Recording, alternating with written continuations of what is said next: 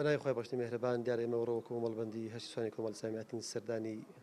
برانی گتومان کرد مەڵبەندی سۆران زۆر سپاسی پێشوازەکەیان دەکەین ئێمە وەکو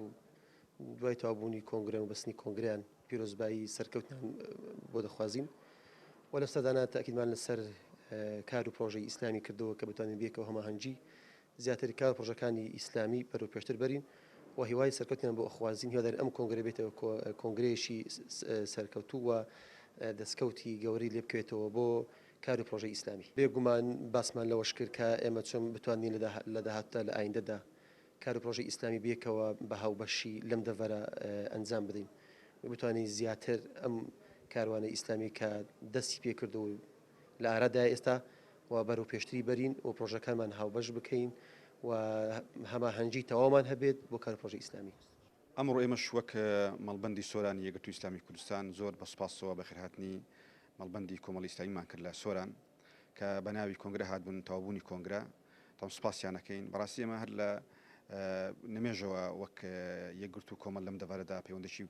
تۆڵمان هەیە و لە زۆر بواران چالاکی هاوبەش و کاری هاوبەشمان ئەنجام داوە بەڕاستی ئەمڕۆ ئێمە کە لە ساحەی هەرێمی کوردستاندا ئیشەکەین لە هەموو کات زیاتر پێویستمان بەو هاوکاریە هەیە بەو پرۆژە هاوبەشەیە کە ماوەیەکە ئیشی لەسەر دەکرێت بەڕاستی ئێمە پەرەی پێ بدەین و گرنگی پێ بدەین چونکە دەرکەوت ئێمە وەک ئیسلامی پێویستمان بە هەماهەنگی زیاتر هەیە پێویستمان بەوەیە کە لەگەڵ یەک بین و پرۆژەکانمان زیاتر بەرەو پێ گەشەی پێ بدەین بەڕاستی چونکە دەرکەوت خەریکە لایەنەکان لێک نزیکە بنەوە بەڕاستی و هەر یەک هەوڵەدا بەرەیەک لە بۆ خۆی دروست بکە ئێمە وەک مسلمانانیش وەک ئیسلامیش بە هەمان شێوە پێویستمان بەوە هەیە ئێمە بەرەی خۆمان بتەوکەین و هەماهەنگی و کاری هاوبەش زیاتر بکەین لەو دەڤەرەش ئێمە لەگەڵ برایانی کۆمەڵی ئیسلامی بەڕاستی قسەمان لەوەش کرد کە ئێمە